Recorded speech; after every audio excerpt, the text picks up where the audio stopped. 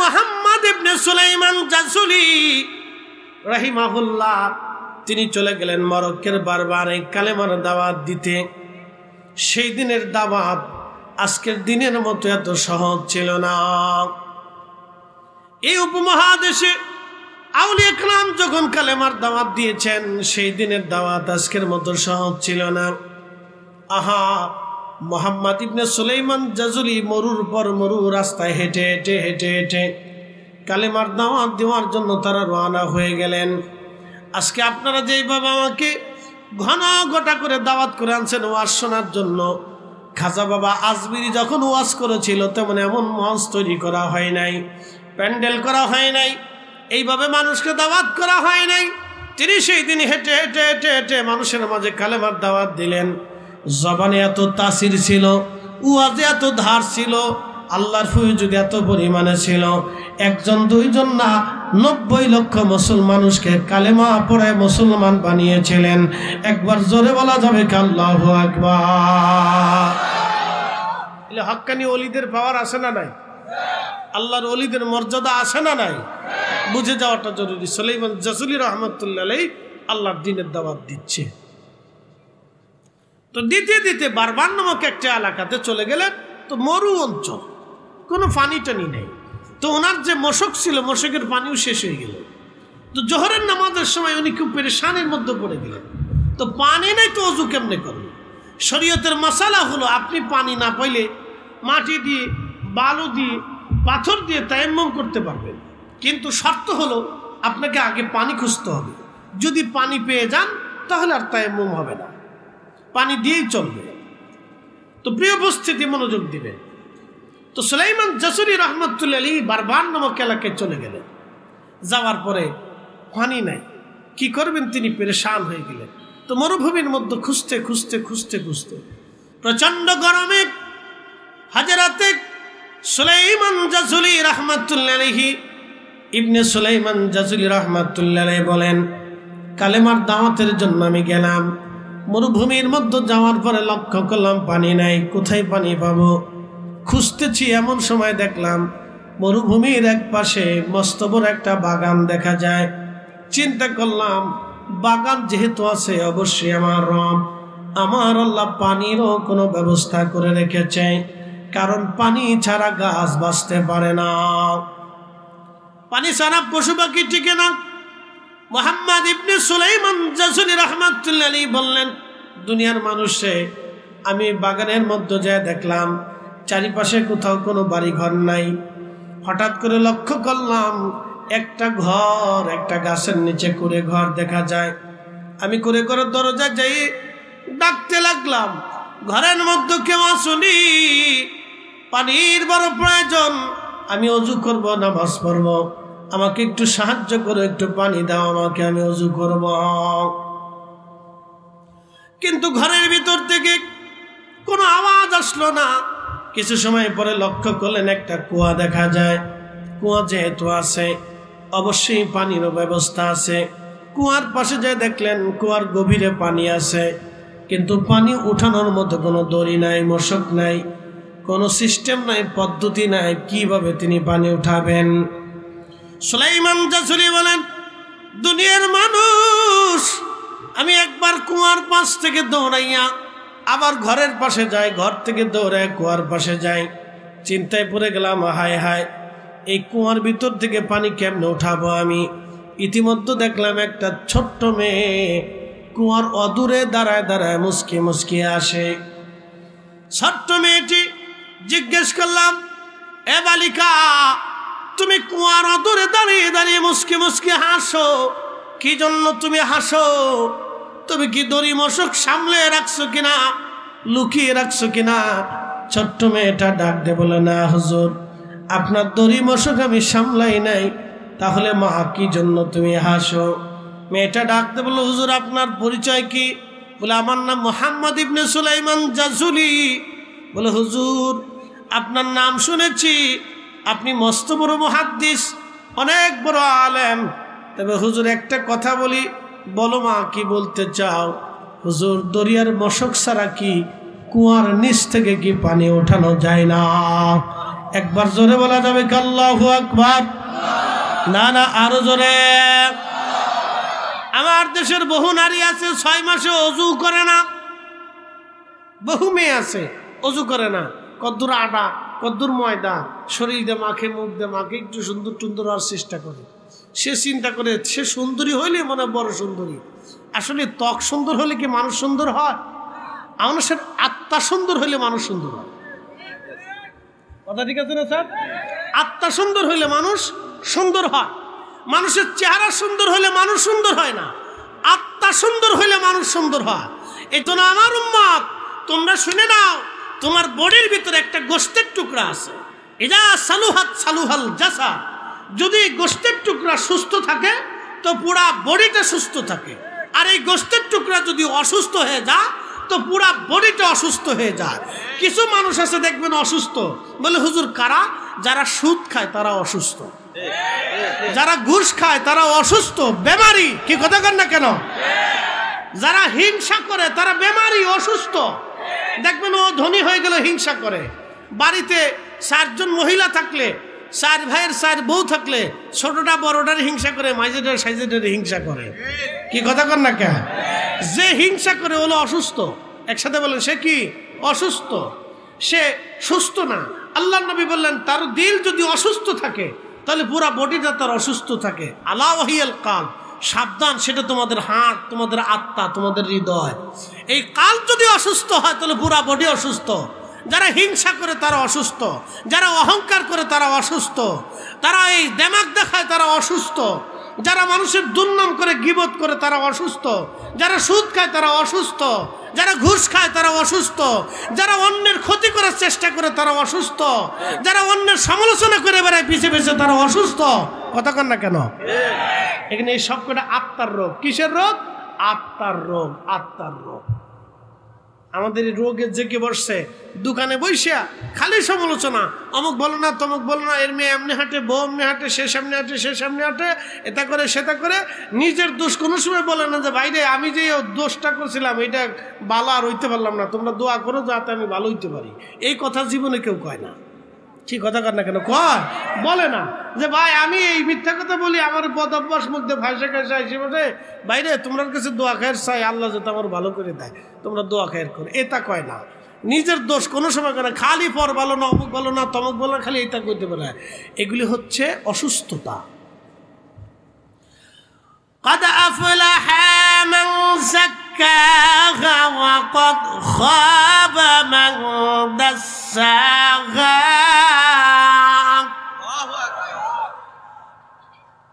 আল্লাহ কোরআনে বললেন তোমার দিল যদি সুস্থ থাকে, ফ্রেশ থাকে, তো তুমি বেঁচে গেলা। আর যদি তোমার আত্মাকে ধ্বংস করো তাহলে তুমি ধ্বংস হয়ে গেলা।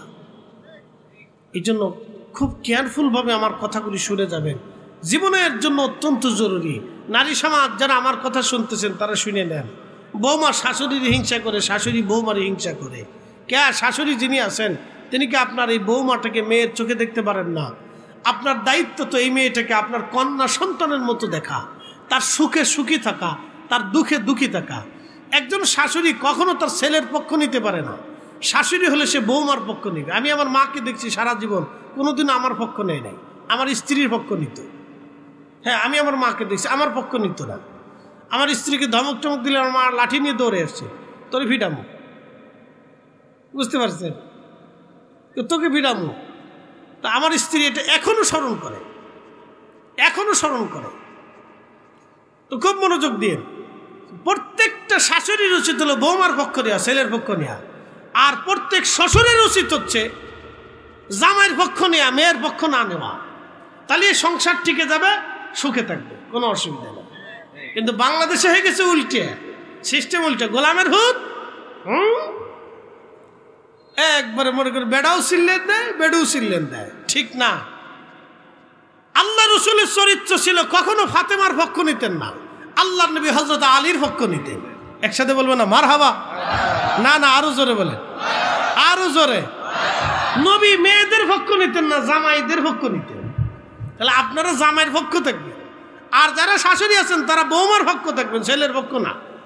ছেলের পক্ষ থাকলে সংসার টিকবে না, আপনি বৌমার পক্ষে থাকবেন।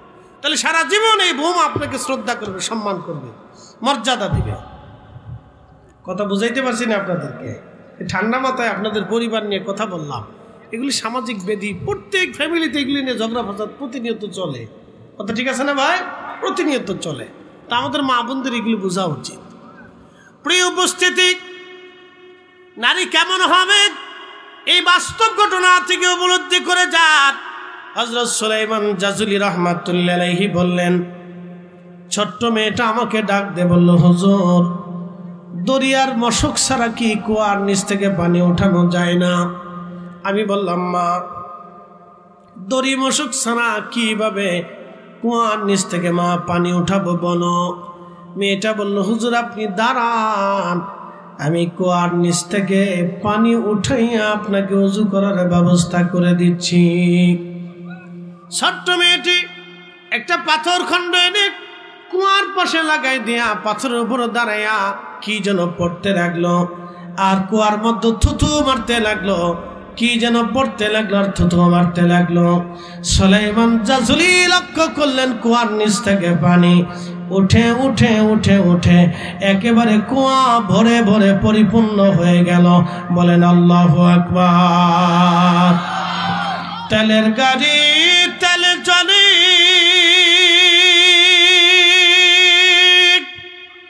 হাওয়ার গাড়ি হাওয়ায় উড়ে, বিনা তেলে চালাই গাড়ি নবী সুলাইমান। আমরা সেই মুসলমান, আমরা সেই মুসলিম। আমাদের পানির ভিতরে ফু দিলে পানি বরকত হয়ে গেছে। অ্যাটেনশন, এখানে অনেক আলেম ওলামা আছেন, সুধী সমাজ আছে। আমাদের আগের জমানাতে 10 গ্রাম, 3 গ্রাম, 4 গ্রাম, 2 গ্রাম, বড় 1 গ্রাম মিলে একটা মসজিদ ছিল। একটা মসজিদের যিনি ইমাম ছিলেন, তাহলে গ্রামের ভাষায় মুন্সি সাহেব বা মোল্লা সাহেব বলা হতো। কথা ঠিক আছে না? আমাদের দেশে বলতো মোল্লাজি, মোল্লাজি বলতো। তা আপনাদের দেশে কি বলতো জানি না, আমাদের ফরিদপুরের ভাষায় বলতো মোল্লাজি বা হুজুর বা মৌলবী সাহেব, এরকম বলতো আর কি। তো মৌলবী সাহেব, তা আগের যুগের মৌলবী সাহেবদের আমাদের মতো এই মুক্তি পাস, ইফতা পাস, তফসির পাস, এই এত পাসের সার্টিফিকেট ছিল না। আবার সাথে সাথে আমরা অনার্স মান আছে, এই সেই আগর ডিম বাগর ডিম ঘোড়ার ডিম বহুত কিছু করি। এত কিছু সার্টিফিকেট তাদের ছিল না, কিন্তু একটা সার্টিফিকেট ছিল, তাদের তাকওয়ার সার্টিফিকেট ছিল। যেই বাড়ির মহিলা বেপর্দা রাস্তায় চলছে, মৌলবী সাহেব ওই বাড়ি খাবার খাইতো না। আর সুদ খাইলে তো কোনো প্রশ্নই নাই, ওই বাড়ির সীমানার সামনে তো হাঁটছে না। কি কথা কন না কেন?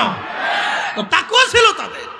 এই তাকওয়ার সার্টিফিকেটের কারণে পানির ভিতরে ফু মারার পরে পানি ওষুধ হয়ে গেছে। একসাথে বলবেন আল্লাহু আকবার। না, জোরে বলেন, আরো জোরে। তাকওয়ার সার্টিফিকেট ছিল তাদের। এখন আমরা আসল কাজে নাই, নকল কাজে ব্যস্ত। আমরা চাই মিলাদ বন্ধ হয়ে যাক। কে মিলাদ বন্ধ করতে হবে কি জন্য? আমি পক্ষ বিপক্ষ বলতেছি না, বোঝার জন্য বলতেছি। আমরা চাই মিলাদ বন্ধ হোক। মিলাদ বন্ধ করে কি হবে? আজ পর্যন্ত মিলাদ বন্ধ করে একটা পতিতলা এর মানুষ বানাইতে পারছি? এটা পতিতারে মানুষ বানাইতে পারছি? আজ পর্যন্ত মিলাদ বন্ধ করে কোনো সুদ করে সুদ ছাড়াইতে পারছি? আজ পর্যন্ত মিলাদ বন্ধ করে কোনো ঘুষ করে ঘুষ ছাড়াইতে পারছি? আজ পর্যন্ত মিলাদ বন্ধ করে এখনো পতিতলায় বন্ধ করতে পারছি? তো তা তো পারিনি। তো লাভ হইল কি? বলেন, নেগেটিভ পজিটিভ বলেন, যে কোনটা লাভ হলো? 50-50। যদি মিলাদ বন্ধ করে আমি পতিতলায় বন্ধ করতে পারতাম, তাহলে বাস্তব তো 50-50 হয়েছে। তো কোনোটাই তো হলো না। তাহলে এটা বন্ধ করার পিছনে না লাগিয়া আমাদের উচিত ছিল এদেশ থেকে সুদ বন্ধ করা। কথা কন না কেন? সবার উচিত ছিল সুদ যে কোনো মূল্য বন্ধ করতেই হবে, কিন্তু আমরা পারি নাই। আমরা তা পারি নাই। যেটা বন্ধ করার বেশি প্রয়োজন ছিল আমরা সেটা বন্ধ করতে পারি। যেটা বন্ধ না করিয়া কাজে লাগাইলে কাজে লাগাইতে পারি, ভালো কাজ এটা। আমরা 10 জন মানুষ মিলাদের নামে একত্রিত করিয়া তাদেরকে নসিহত করতে পারি, ভালো উপদেশ দিতে পারি। কি কথা কন না? পারি না? আমরা পারি। আমরা তাদেরকে ভালো জিকির শিক্ষা দিতে পারি, দোয়া শিক্ষা দিতে পারি। তা আমি কেন বন্ধ করতে যাবো? এটা যেটা বন্ধ করার দরকার নাই, বন্ধ চালু রাখলে মুসলমানদের উপকার, সেটা আমরা চালু রাখার দরকার। যেটা বন্ধ করা ফরজ, সুদ এদেশের রন্দে রন্দে ছড়িয়েছে, শুধু ছড়াই নাই। আল্লাহ রসুল বলছেন, উম্মত আমার উম্মতের এমন দিন আসবে সুদ এত পরিমাণে হবে, সরাসরি সুদ খাবে, না হয় সুদ লেখালেখি করবে, আর না হয় সহযোগিতা করবে, না আদান প্রদান করবে, আর না হয় এই পরামর্শ দিবে, আর না হয় সুদের সাথে আত্মীয়তা হবে, আর না হয় সুদের বাড়ি খাওয়া দাওয়া হবে। কি কথা কর না কেন? আল্লাহ রসুলের কথা কি একটাও মিথ্যা হবে? এটা কিয়ামতের আলামত। রসুল বলতেন তখন তুমি কিয়ামতের জন্য অপেক্ষা করো। তাহলে বুঝেন, আপনি বুঝেন যেটা বন্ধ করার দরকার সেটা পারি না, যেটা বন্ধ করার প্রয়োজন না, যেটা চালু রাখলে উম্মতের উপকার হবে, আমরা সেটা নিয়ে পারাপারি করতেছি, খুব বেশি পারাপারি করতেছি, সবাই মিলে পারাপারি করতেছি। আমরা একদল আছি এটা জিন্দা রাখতে হবে, আর এক দল আছে এটা বন্ধ করতেই হবে যে কোনো মূল্যে। খুব বন্ধ করার জন্য খুব পারাপারি বেশি করতেছি। কেন? এটার দরকারটা কি? আমাদের দরকার একটা পুঁথিতলায় বন্ধ করা। আমার দেশের হাজার হাজার যুবক ধ্বংস হয়ে যাচ্ছে। আমাদের উচিত সামাজিকভাবে পুলিশ লাগবে কে? পুলিশের দরকার কি? কসবা থানাতে কে গাজার ব্যবসা করে আমরা জানি না? আমরা যাই ওর বাড়ি ঘর পর্যন্ত পুরাই দেবো। কি কথা কন না কেন? ওর 14 গোষ্ঠী পুরাই দেবো আমরা, ওর বাড়ি ঘর পর্যন্ত পুরাই দেবো, তো বাড়ি ঘর পর্যন্ত পুরাই দেবো, ওর 14 গোষ্ঠী সাফ করে দেবো। আমরা পারি না? এই কসবার সমস্ত আলেম ওলামা মিলে যদি আমরা ইচ্ছা করি যে এই কসবা থানাতে কেউ মদের ব্যবসা, জুয়ার ব্যবসা, গাজার ব্যবসা, ইয়াবার ব্যবসা করতে পারবে না, যে করবে পুলিশ লাগবে না, আমরা নিজেরাই পুলিশ। কি কথা কর না কেন? জোরে বলেন। আমরা যদি সামাজিকভাবে এটাকে ধ্বংস করে দিতাম, মাটির মধ্যে পুঁতে দিতে পারতাম, তাহলে আমরা বলতাম না একটা কাজ জীবনে করছি। কত মা আজকে ছেলেরা নেশা করে মারে, বউ পিটায়, বাবারে মারে, তার কোনো হিসাব নাই। সন্তান পিটায়, নিজে অসুস্থ হয়ে পড়ে থাকে, কি করে না করে, কি এক তাল বা না, সমাজ ধ্বংস হয়ে যেতেছে দিন দিন। আমরা এই কাজে খরচ নাই, আমরা যেটা দরকার নাই হেঁটে নিয়ে পারাপারি করতেছি। প্রিয় উপস্থিতি, কসবাবাসী খুব মনোযোগ দিবেন।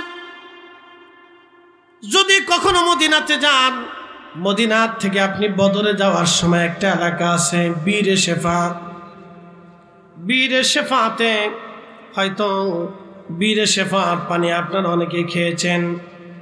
70 জন নবী এই বীরে শেফার পানি পান করেছেন। এই 70 জন নবী এখানে এসে নামাজ পড়েছেন। এখানে একটা মসজিদ আছে, এই মসজিদে 70 জন নবী নামাজ পড়েছেন। আল্লাহর হাবিব বদরের যুদ্ধ শেষ করে রওনা করলেন। আল্লাহর নবী রওনা করার পরে আল্লাহর হাবিব বদর যুদ্ধ শেষ করে যখন তিনি চলে আসলেন মদিনার দিকে রওনা করবেন, এই বীরে শেফাতে আসার পরে সাহাবা একরামকে বললেন, সাহাবীরা তোমরা এখানে তাবু গাড়ো। আল্লাহর নবীর সাহাবীরা মুজাহিদ বাহিনী ওইখানে তাবু গাড়লেন। তাবু গাড়ার পরে রহমতের নবীজি বিশ্রাম করতে লাগলেন। সাহাবীরা পানি আনতে যায়, দেখলেন কুয়া আছে কিন্তু পানি নাই। সাহাবীরা ব্যস্ত হয়ে গেলেন, ইয়া নবী আল্লাহ, কুয়া আছে কিন্তু পানি নাই। অথচ এই কুয়া থেকে 70 জন নবী পানি পান করেছে। আল্লাহর নবী এসে দেখলেন সত্যিকার অর্থে কুয়ার ভিতরে কোনো পানি নাই, একেবারে কুয়া শুকাইয়া চৌচির হয়ে গেছে। আল্লাহর নবী রহমতের নবী পবিত্র থুতু মোবারক কুয়ার মধ্যে ছেড়ে দিলেন। আল্লাহর নবী থুতু মোবারক ছেড়ে দেওয়ার পরে আজকে 1450 বছর কুয়া চালু হয়ে গেল, একটা দিনের জন্য কুয়া বন্ধ হয় নাই। একবার জোরে বলা যাবে কি মারহাবা? আপনি বীরে শেফার পানি খাবেন, জমজমের পানি খাবেন, এক না। বীরে শেফার পানি খাবেন, সৌদির অন্য পানি খাবেন, এক না, ভিন্ন রকম। কসবাবাসী মনোযোগ দিয়ে শুনে যাবেন। রহমতের নবীর পবিত্র থুতু মুবারকের বরকতের পানি এখনো বীরে শেফার পানি এখনো। মুহাম্মদ ইবনে সুলাইমান জাসুলি বললেন, মেয়েটা পানি উঠিয়ে চলে গেল, কুয়া একেবারে টইটম্বর হয়ে গেল। আমি পানি এনে উজু করলাম, পানি পান করলাম। উজু সেরে আমি ওইখানে নামাজ পড়লাম। নামাজ শেষ করার পরে মুহাম্মদ ইবনে সুলাইমান জাসুলি রাহমাতুল্লাহ আলাইহি বলেন, আমি দ্রুত গতিতে ওই মেয়ের ঘরের সামনে যায় দাঁড়ায় গেলাম। মেয়েটাকে ডাকতে লাগলাম, মা দরজা খোলা। মেয়েটা ডেকে বলল, হুজুর আপনি চলে যান, দরজা খোলা যাবে না।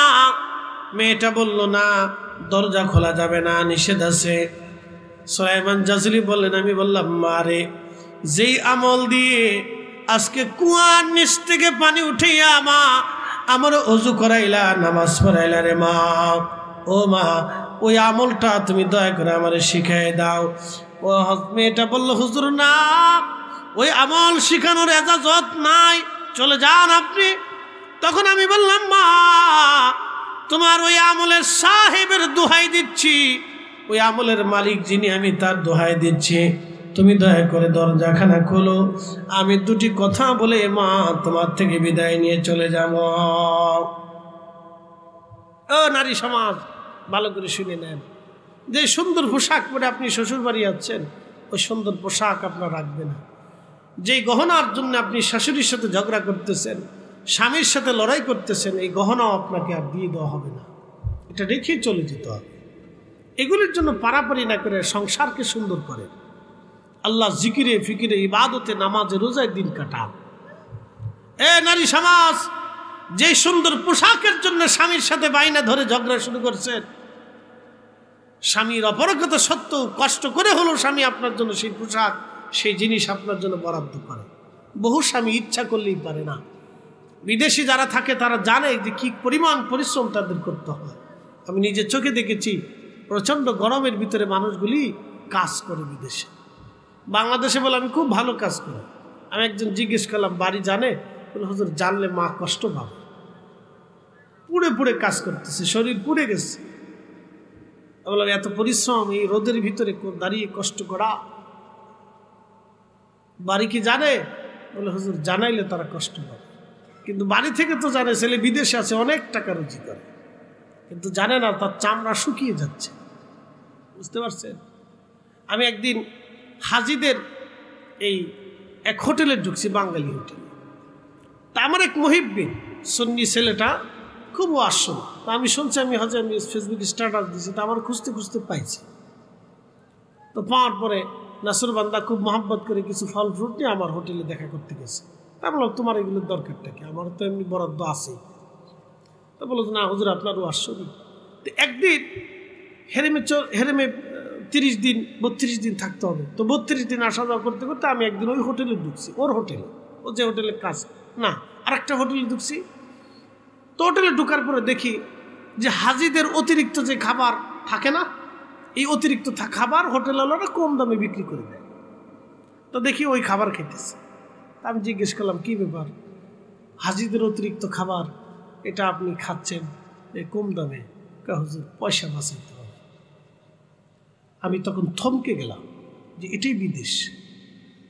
আর আমাদের নারীরা তো বুঝে না, ছেলেরা বুঝে না। বাপ বিদেশে, ও মোটরসাইকেলের জন্য বাইনা ধরে অস্থির করে ফেলতেছে, তাকে মোটরসাইকেল কিনে দিতেই হবে। ও জানে না যে বাপ নিজে কম দামের খাবার খেয়ে পয়সা বাঁচায় বিদেশে আছে, ও বুঝে না। আমি থমকে গেলাম, সেই আই সব বলাস বলেটা কি? বলে, হুজুর পয়সা বাঁচাইতে। কত টাকায় বা বেতন পাই, বাড়ির সংসার আছে, বাচ্চা কাচ্চা আছে, পয়সা বাঁচাইতে। বুঝতে পারছেন? আমার চোখে দেখা বাস্তবতা। উচ্ছিষ্ট খাবার খেয়েও সে পয়সা বাঁচাইতে। বিদেশ ওরা পরিশ্রম করে, পরিশ্রমের রুটি রুজি। নারীদেরকে বলবো, বোন আমার, আল্লাহ আপনাদেরকে বুঝ দিয়েছেন, তো গহনার জন্য বাইনা না ধরে আপনি নামাজের জন্য বাইনা ধরেন। কি কথা কর না কেন? আপনি স্বামীর কাছ থেকে পোশাকের বাইনা না ধরে স্বামীর নামাজের বাইনা ধরেন, যে তুমি নামাজ না পড়লে তোমার সাথে নাই। কি কথা কর না কেন? ঠিক আছে না? তো সারা জীবন ওই স্বামী স্ত্রীকে শ্রদ্ধা করবে যে না, আমার একটা স্ত্রী পেয়েছি। এতে না করে লিপস্টিকের বাইনা ধরে, পদ্মুর সোনু ভাড়ার মোহে মাখতে গেলে তার বাইনা ধরে। ভালো একটা বুরকার বায়না ধরেন, যে আমাকে ভালো একটা বুরকা কিনে দাও, আমার বাড়িটা সুন্দর করে পর্দা করে দাও, এটার বায়না ধরে না। নারীরা বুঝে না। এ নারী সমাজ, খুব মনোযোগ দেবেন। ছোট্ট মেয়েটি ডাক দিয়ে বলল, হুজুর এমন একজন সাহেবের দোহাই দিলেন, দরজা না খুলে পারলাম না। দরজা খুলে দিলেন ছোট্ট মেয়েটা। দরজা খুলে দেওয়ার পরে মুহাম্মদ ইবনে সুলাইমান জাজুলি বিনয়ের সাথে বলেন, মারে তুমি আজকে কুয়ার মধ্যে থুতু নিক্ষেপ করে যে পানি উঠাইলা মা, আমি এতটা বছর হাদিস পড়াইলাম, এত বছর আমি মানুষের মাঝে কালেমার দাওয়াত দিচ্ছি, এই নিয়ামত আমি কখনো পাই নাই মা, এই নিয়ামত তুমি কোথায় পাইলা গো মা? মেয়েটি ডাকতে বলল, হুজুর এটা আমি আমার মায়ের কাছ থেকে শিখেছি, মায়ের থেকে শিখেছি, আমি আমার মায়ের থেকে শিখেছি, মা থেকে শিখেছি, মা মা।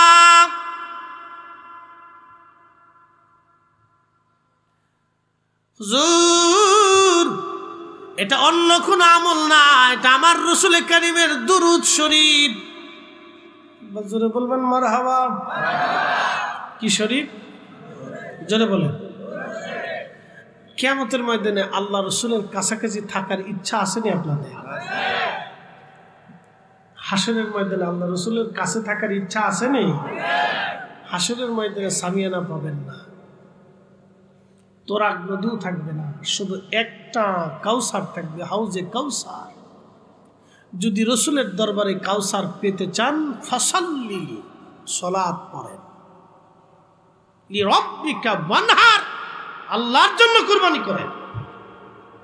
যদি হাউজে কাউসার পেতে চান, ফাসাল্লি, নামাজ পড়েন, ফাসাল্লি, নামাজে দাঁড়ান, হাইয়া আলাস সালাহ বলার পরে ঝাঁক বন্ধ করে দেন, কাজ বন্ধ করে দেন, দোকানপাট বন্ধ করে দেন, সালাতের জন্য মসজিদে চলে যান, নামাজে দাঁড়ান। অথবা মাঠে আছেন, মাঠেই নামাজে দাঁড়ায় যান। বাসে আছেন, বাসের সিটে নামাজে বসে যান। প্লেনে আছেন, বিমানেই নামাজে বসে যান। দিক খুঁজে পাচ্ছেন না, যেদিক মন চাই সেদিকেই আল্লাহকে কুদরতি কদমে সেজদা দিয়ে দেন। একসাথে বলবেন আল্লাহু আকবার। ফাসাল্লি, হাউজে কাউসার চান তো ফাসাল্লি, নামাজে দাঁড়ান, নামাজে দাঁড়ান। আপনি যেই পীরের মুরিদ হন, হুজুর গাউসে পাকের মুরিদ হইলেও নামাজ ছাড়া হাউজে কাউসার মিলত না। আসতে বললেন কেন? জোরে বলেন। খাজা মাইনুদ্দিন চিশতি আজমেরের হাতেও যদি মুরিদ হন, তো নামাজ ছাড়া হাউজে কাউসার মিলত না। ওলিরা নামাজবিহীন না, আউলিয়া کرام সারা জিন্দেগি নামাজ পড়তে পড়তে পড়তে পড়তে পড়তে পড়তে 40 বছর পাস করছে। এশারও যদি ফজরের নামাজ পড়ে ইমাম আজম আবু হানিফা রাহমাতুল্লাহ আলাইহি, একসাথে বলবেন না মারহাবা। কত বছর? 40 বছর পার করছে। 40 বছর নামাজ নামাজ, সালাত সালাত, ফাসাল্লি। উম্মতকে বলেন নামাজ পড়তে, নামাজ নামাজ, নামাজ পড়লে হাউজে কাউসার পাবে। সাহাবায়ে کرام জিজ্ঞেস করলেন, ইয়া রাসূলুল্লাহ, হাউজে কাউসার উম্মত কেমনে চিনবে? বলে সাহাবীরা সহজ। বলে কি করে? বলে অনেক ঘোড়ার ভিতরে, লাল ঘোড়ার ভিতরে যদি কপাল সাদা ঘোড়া থাকে, তাহলে কি তাকে চেনা কষ্ট হবে? বলে নাই, অনেক লাল ঘোড়া কিন্তু একটা ঘোড়ার কপাল সাদা, তাকে চিনতে অসুবিধা হবে না। বলে সাহাবীরা, আমার উম্মত 5 ওয়াক্ত নামাজ পড়বে, 5 ওয়াক্ত নামাজ পড়বে, 5 ওয়াক্ত নামাজের কারণে ওযু করবে, ওযুর জায়গা, সেজদার চিহ্ন জায়গাগুলি ওই দিন হাসরের ময়দানে নূর চমকাইতে থাকবে, নূর চমকাইতে থাকবে। ওই নূর দেখে দেখে আমি উম্মতকে টেনে টেনে নিয়ে হাউজে কাউসারের পানি পান করে বেহেশত নিয়ে চলে যাব। আরো জোরে বলেন আল্লাহু আকবার। নামাজ, জোরে বলেন কি কি? মাঝে মধ্যে পড়বেন, মাঝে মধ্যে ছাড়বেন। আমাদের দেশের নামাজের কোনো শেষ নেই। এটা হচ্ছে বতরে নামাজ। বতরে নামাজ বুঝছেন নি? শুধু জুমা। কি নামাজ? শুধু জুমা, এরপর আর খুঁজে পাওয়া যায় না। এটার নাম দিয়েছি বতরে নামাজ। আর এক নামাজ হচ্ছে রাজনৈতিক নামাজ। এই সামনে নির্বাচন আসলে তখন এই রাজনৈতিক নামাজ পাবে না। সারা বছর নামাজ কালাম পড়ে না, ফেসাব করে পানি লয় না। যখন এই নির্বাচন আসবে তখন কে কদ্দুর নামাজ পড়তে পারে? বাপরে বাপ, বিরাট বুজুর্গ, টুপি মাথার থেকে ছাড়ে না। এটা রাজনৈতিক নামাজ। আর একটা নামাজ হচ্ছে হলো আপনার এই বিআই নামাজ। বলে হুজুর বিআই নামাজ কি? বিআইবার নতুন গেছে, চিন্তা করলো বিআইবার যদি নামাজ না পড়ি তো বিআই মন্দ বলবে, আসেন বিআই নামাজে যায়। চিন্তা করলো হন নামাজে যাইতে হইব, এই ঠেলাই পরে বিয়ের লগে নামাজে যায়। এটার নাম দিয়েছে বিআই নামাজ। শয়তানে হাসি আর চিন্তা করে, বাপরে বাপ, আমার জন্য বড় চিটা। আমি 9 লক্ষ বছর আল্লাহর সেজদা দিছি, চিটারি করি নাই। আর এরা 60 বছরের হায়াত পেয়ে আল্লাহর লগে কত চিটারি করতেছে। কি কথা বল না কেন? শয়তানের চিন্তা করে আমি 9 লক্ষ বছর আল্লাহর সেজদা দিছি, সিটারি করি নাই। আর এরা মাত্র 60 বছরের হায়াত পাইয়া তাই সিটারি শুরু করছে। আচ্ছা বলেন, মশা বাঁচে কতদিন? মশা বাঁচে কতদিন? 2.5 দিন না? ধরেন 3 দিনই দরকার, 2.5 দিন মশা বাঁচে। 2.5 দিনের হায়াত পাইয়া ও যখন কানের কাছে আপনার পাশে আসে তখন মনে হয় যে পারমাণবিক বোমা বানাইছে। ওর জ্বালায় আপনি আর ঘুমাইতে পারবেন না। ওরা যদি 50 বছর আল্লাহ হায়াত দিত তাহলে আর মশারিও থাকতো না, আপনার ওষুধ দিয়ে উড়াইলে জঙ্গলে লয়ে যেত। আসেন আমরা আপনার কিছু মেহমানদারি করে দিই। দেখেন 2.5 দিনের হায়াত পাইয়া মশা কত চিল্লাপাল্লা করে। এখন আপনি কতদিন বাঁচেন আপনার আজকে হিসাব দিয়ে দিই। আপনি 2.5 দিনের হিসাব করে চিন্তা করতেছেন, মাত্র 2.5 দিনের লেগে মশা এত বাড়াবাড়ি। 2.5 দিনের লেগে আল্লাহ এটা বানাইলো কি লেগে? আল্লাহ কেন 10 বছর হায়াত দিল না? আরে 10 বছর ওরা হায়াত দিলে তো আপনি থাকতে পারতেন না, আপনার কামড়াই মেরে ফেলতো না। আল্লাহু আকবার ওয়ালিল্লাহিল হামদু বিসমিল্লাহির রাহমানির রাহিম।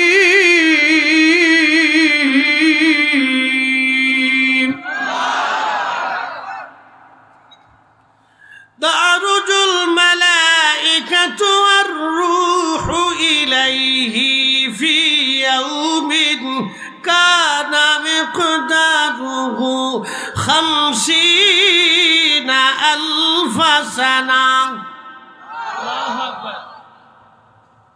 রব্বুল আলামিন কুরআনুল কারীমের ভিতরে আমার আল্লাহ বলেন, হে আমার বান্দা, দুনিয়ার 50,000 বছর 1 সেকেন্ড করে, 60 সেকেন্ডে 1 মিনিট, 1 মিনিট করে 60 মিনিট 1 ঘন্টা, 1 ঘন্টা করে আপনার 12 ঘন্টা 24 ঘন্টায় দিন ও রাত। 24 ঘন্টার দিন ও রাতে 365 দিনে একটা বছর, 1 বছর করে 50,000 বছর এক জায়গায় করলে যত বিরাট, হাসরের একটা দিন হবে তত বিরাট। দুনিয়ার 50,000 বছর এক জায়গা করলে যত বিরাট, হাসরের একটা দিন তত বিরাট, একটা দিন তত বিরাট, একটা দিন তত বিরাট। এখন আপনি আপনার জীবনের 60 বছরকে 50,000 বছরের ভাগ দিয়ে দেখেন, হাসরের একদিন বরাবর আপনি কত মিনিট কত ঘন্টা দুনিয়াতে বেঁচে থাকেন। তাহলে মশার চেয়ে তো কম হায়াত। কি কথা ঠিক আছে না ভাই? মশার তুলনায় দুনিয়াতে আমাদের হাসরের তুলনায় কম হায়াত, একেবারে নগণ্য হায়াত। এই সামান্য হায়াত পাইয়া কত ফাড়াফাড়ি, মারামারি, গুতাগুতি। সেদিন আমার ফরিদপুরে সিঙ্গারা নিয়ে মারামারি লাগছে। সিঙ্গারা নিয়ে 2 গ্রুপের শহরের ভিতরে তুমুল আকার মারামারি, ফিটাফিটি। কে কারে ফিটায় নিজেরও কইতে পারে না, কে লেগে ফিটায় তাও জানে না। একটা সিঙ্গারার দাম কত ভাই? 10 টাকা সিঙ্গারা লেগে কি ফিটাফিটি চিন্তা করে। দেশের ভেজাল কিন্তু ওইরকমই বাঁধে। কথা ঠিক আছে না? ধরেন শয়তান কিভাবে ভেজাল বাঁধায় দেখেন না। কষ্ট হইতেছে আপনাদের না? কষ্ট হয় না? আমার আবার নির্দিষ্ট টাইমে ছেড়ে দিয়ে আবার আরেক জায়গায় যাইতে হবে, সময় হাতে নাই। ওই ভাইগুলি বারবার বলছে। আমার মাহমুদ ভাই তো বললোই যে বারবার ফোন দিয়ে হুজুর একটু সময় দেন। তো ওই আমার ড্রাইভার মুবারকের বাড়ি তো আবার আপনাদের খারে না, তো মুবারক দেখলাম দেখ দিকে ম্যাচিং করা যায় কিনা। তো ম্যাপ মুভ ধরে ও তো গাড়ি চালা, ও তো জানে সব কিছু। তো ওগুলো যে হ্যাঁ মাঝখানে সময় দেওয়া যাবে এই 9টা থেকে 11টা পর্যন্ত জাস্ট টাইম, ওখানে যে 12টা এবার ধরতে হবে। সেই ওটা কী কয় আপনার নবীনগর, বুঝছেন, অনেক দূর। আমি বললাম যে হ্যাঁ মাঝখানে দেওয়া যাবে। তো যাক আল্লাহ মিলে দিছে আর কি, সবই আল্লাহর দয়। আমার বরাতে এখানে আসে বিদায় আমি আইছি। কথা ঠিক আছে না ভাই? এই যে 1 কাপ চা ছিল এই বরাতে, একটু আল্লাহ বরাতে রাখছিল, তাই একটু খাইতেছি, নাহলে আর উপায় ছিল না। এটা আল্লাহ বরাতে রাখছে, এটা আল্লাহর দয়া। এইখানে বরাতে লেখা আমার সৃষ্টির 50,000 বছর আগে আল্লাহ লেখছে। একসাথে বলবেন আল্লাহু আকবার। এই যে আমরা অবৈধভাবে কোটি কোটি টাকা যা কামাই করেন, আল্লাহর ইচ্ছার বাহিরে 1 টুকরোও আপনি বেশি খাইতে পারবেন না। প্রিয় উপস্থিতি, মনোযোগ দিবেন। আল্লাহ কোরআনে বললেন, দুনিয়ার 50,000 বছরে এক জায়গা করলে যত বড়, আসরের একটা দিন তত বড়। সেই দিনের হিসাবে মাত্র কয়েক ঘন্টা আমরা দুনিয়াতে বেঁচে থাকি। জিন্দেগি তোর যাই রে ফাঁকি দিয়া রে সোনার আদম জিন্দেগি তোর যাই ফাঁকি দিয়া। ও আদমরি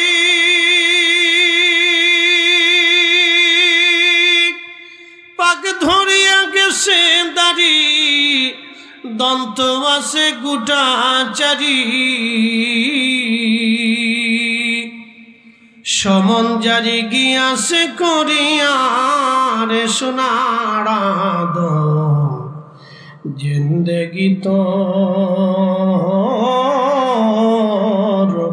যাই ফাঁকি দিয়া। হাজিরিন, আল্লাহর নবী বলেন উম্মত হাসর বড় কঠিন হবে, বড় ভয়াবহ। মাথার উপরে সূর্যটা থাকবে, ঘাম এত পরিমাণে আসবে, শুধু মানব জাতি না গো, জিন ফেরেশতা তামাম মাখলুকগুলি হাসরের ময়দানে আল্লাহর সামনে মাথা নত করে পড়ে থাকবে। সেই দিন কত ভয়াবহ হবে। আহা, দুনিয়াতে যারা অবৈধভাবে সম্পদ রুজি করবে, দুনিয়াতে যারা অবৈধভাবে সম্পদ রুজি করবে, নবীজি বলেন আমার উম্মতেরা শোনো, হাসরের ময়দানে তাদেরকে একটা পাশ একটা সাইড করে দেওয়া হবে। ওই সাইডে তাদেরকে পাঠিয়ে দেওয়ার পরে ওই তাদের সম্পদগুলিকে আমার আল্লাহ সর্প বানাইয়া সাপ বানাইয়া তাদের পিছনে লেলিয়ে দিবে। সাপ তাদের শরীর পেঁচাইয়া তাদের মুখের মধ্যে কামড় দিয়ে দিয়ে গোশতগুলি চামড়াগুলি উঠিয়ে নিয়ে যাবে।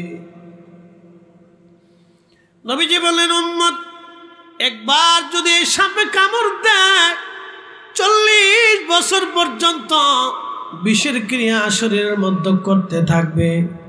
আহা, এই সাপটা কতদিন পর্যন্ত তারে কামড়াবে? প্রিয় নবী বললেন মানব জাতির হিসাব টানা শেষ হবে, ফেরেশতাদের হিসাব টানা শেষ হবে, জিন জাতির হিসাব টানা শেষ হয়ে যাবে, পশু পাখিদেরও হিসাব আল্লাহ টানবে।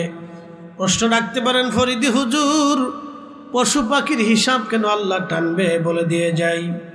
আহা, আপনাদের এলাকার দক্ষিণ পাড়ার কুকুর উত্তর পাড়ার কুকুরকে মেরেছিল।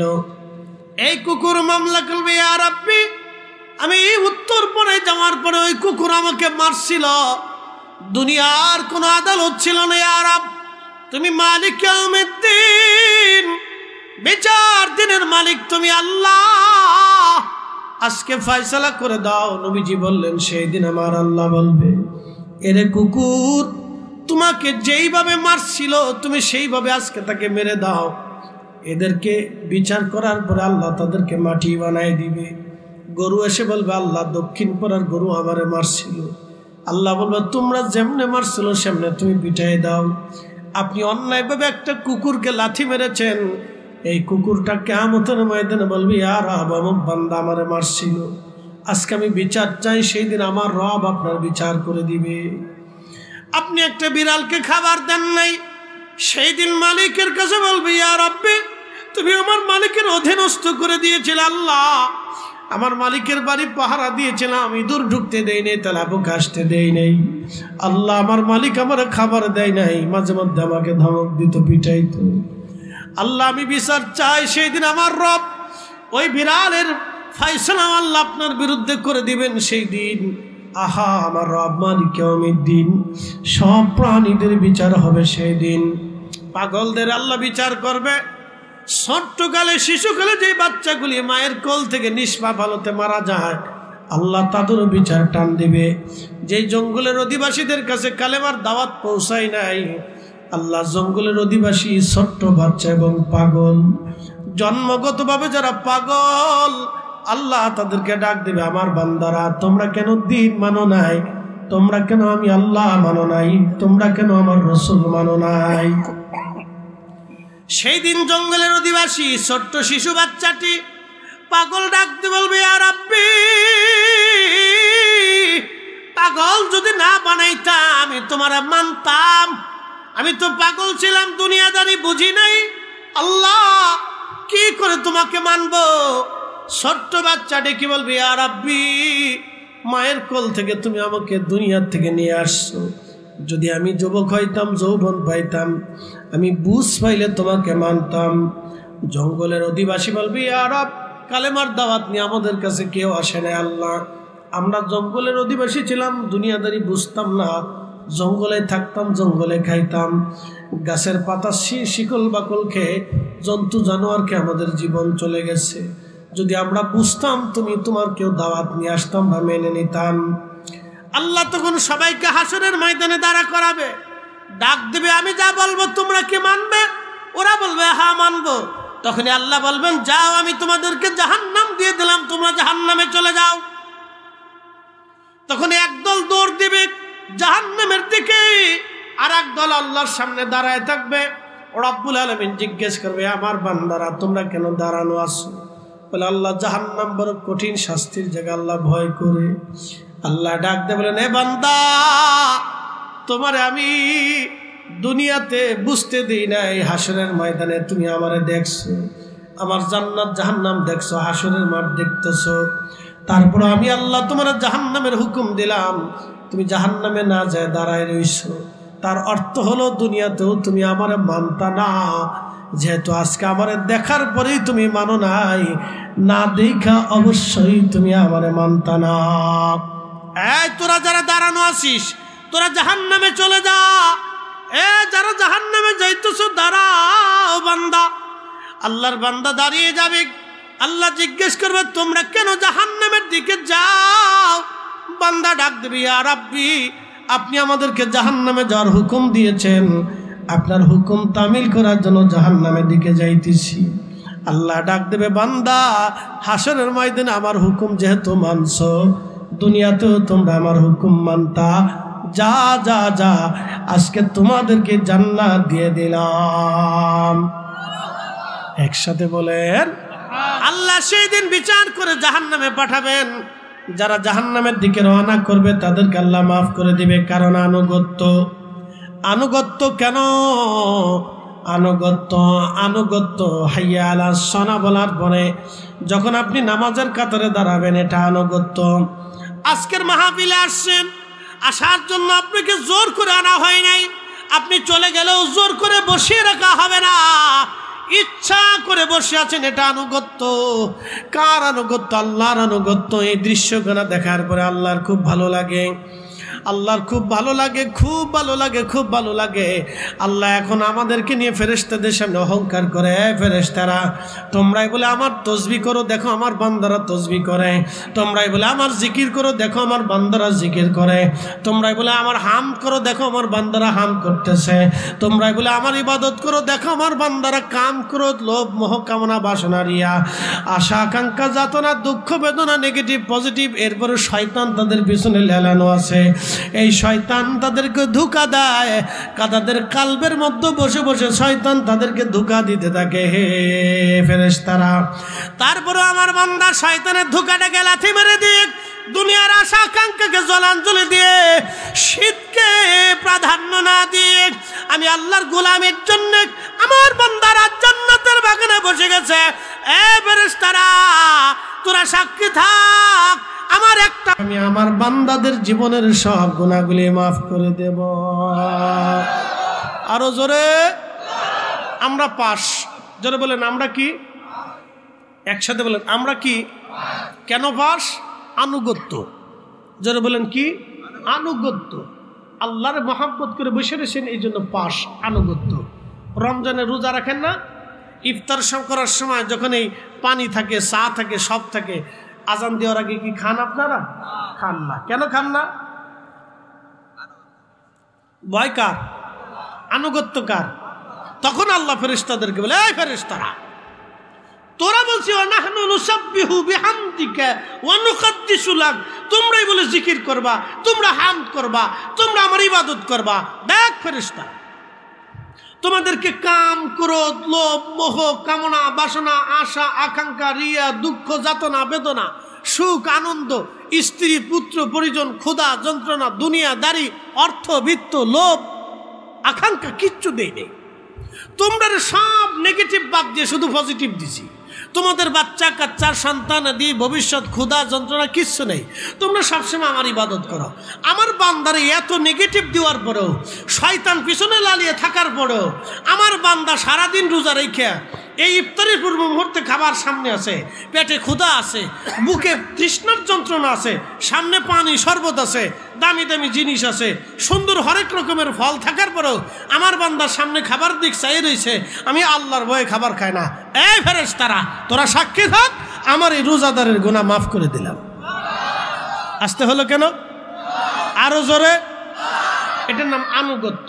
জোরে বলেন, এটার নাম কি? আনুগত্য। এখন হাইয়া আলা সালাহ বলার পরে মসজিদে কি আসা যাবে? যেমনি আওয়াজ দিচ্ছেন, কেউ কেউ ভাবতেছেন 50-50, মন চাইলে আসবো, মন চাইলে আসতাম না। না, জোর করে তো আনার সুযোগ নাই। এখন আনুগত্যের কারণে হাইয়া আলা সালাহ বলার পরে মসজিদে কি আসা যাবে? বলেন ইনশাআল্লাহ। আমি জোর করে ওয়াদা করে দিচ্ছি না, বলেন ইনশাআল্লাহ। সামনে হারাম খাবার, সুদের খাবার, ঘুষের খাবার, এই আকামের খাবার, অন্যায়ের খাবার সামনে এক পাশে জমা করলো। এই পাশে 36 পদের খাবার আর এই পাশে 2 পদের খাবার, 2 পদেরটা হালাল আর 36টা হারাম। আপনি কি আল্লাহর আনুগত্যে 36টা বর্জন করা যাবে? জোরে বলেন, যাবে? তাহলে হালালটা 2 পদ খেয়েই পৃথিবীতে বেঁচে থাকেন, এটাই শান্তি। আমার ওয়াজ শেষ, একটা ঘটনা বলে দিয়েছে। বুয়ালি কলমধর, অনেক বড় ওলি। তো ভারতের পানিপথ একটা অঞ্চল আছে, প্রদেশ। এই পানিপথে আসছে কালেমার দাওয়াত দিতে। তো তখনকার দিনে কালেমার দাওয়াত কিন্তু এত সহজ ছিল না। বাপরে বাপ, কত কঠিন ছিল সেই দিন, অনেক বড় কঠিন ছিল। কালেমার দাওয়াতটা সেই দিন সহজ ছিল না। তো হিন্দু রাজা, পানিপথের যে রাজা ছিল, সে বলল, এই মুসলমান দরবেশ যদি এই অঞ্চলে থাকে তাহলে মানুষদেরকে বিভ্রান্ত করবে, মুসলিম বানিয়ে ফেলবে, তাকে যে কোনো মূল্যে দেশ থেকে তাড়াইতে হবে। হিন্দু রাজা যোগী, সন্ন্যাসী, সাধু, পুরোহিত, ঠাকুর, ব্রাহ্মণ, এরপরে তাদের যত ধর্মগুরু আছে সবাইকে ডাকলেন। ডাকার পরে সবাইকে নিয়ে মিটিং করলেন। তো সবাইকে বললেন, আপনারা যে কোনো মূল্যে তন্ত্রমন্ত্র দিয়ে, জাদুটনা দিয়ে, আপনাদের আধ্যাত্মিক শক্তি দিয়ে আপনারা এই মুসলমান ফকিরের দেশ থেকে তাড়ান।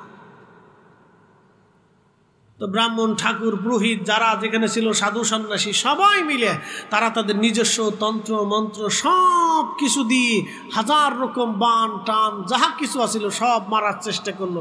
সব মারে, কিন্তু অদৃশ্য থেকে আল্লাহর ক্ষমতায় সব কিছু মিসমার হয়ে যায়। আসতে হয়ে গেল না?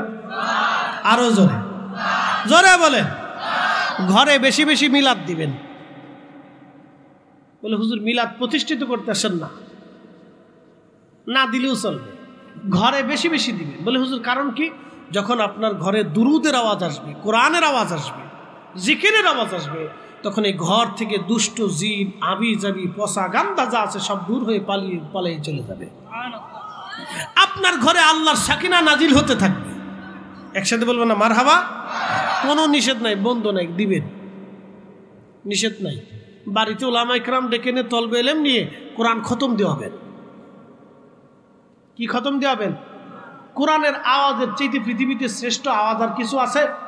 কোরআনের শব্দের চাইতে পৃথিবীতে শ্রেষ্ঠ শব্দ আর আছে? কোরআনের কালামের চাইতে পৃথিবীতে শ্রেষ্ঠ কালাম আর আছে? তো এটা মুসলমানের ঘরে তেলাওয়াত হবে না তো হিন্দুর ঘরে হবে নাকি? কি কথা কর না কেন? এটা মুসলমানের বাড়ি খতম হবে না তো খ্রিস্টানের বাড়ি হবে? মুসলমানের বাড়ি হবে।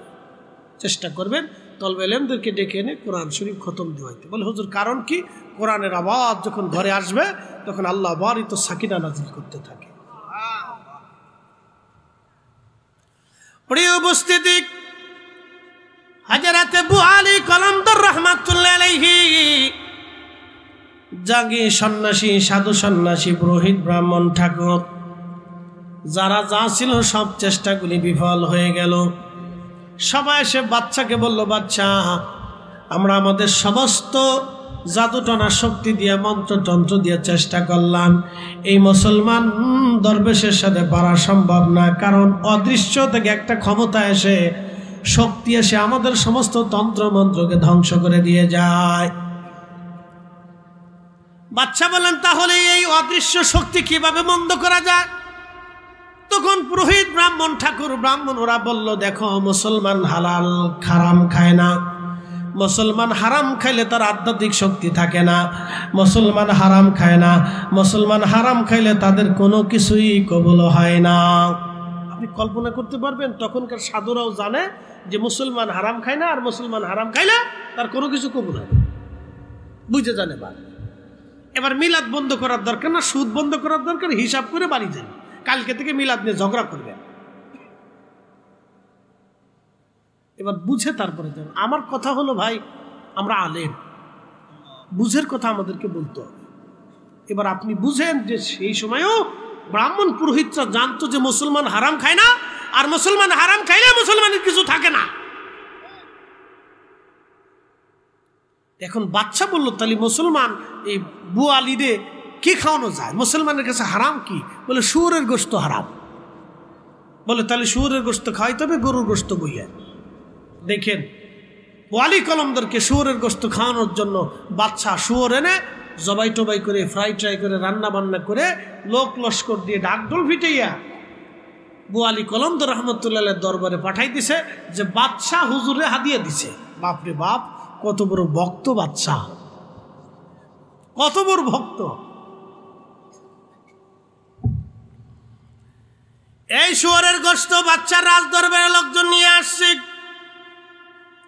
বোয়ালি কলমদারের খাদেম যারা ছিলেন তারা মনে মনে খুশি, বাচ্চা তলে বিরাট বড় ভক্ত, কিন্তু খাদেম তো জানে না কিসের গোশ।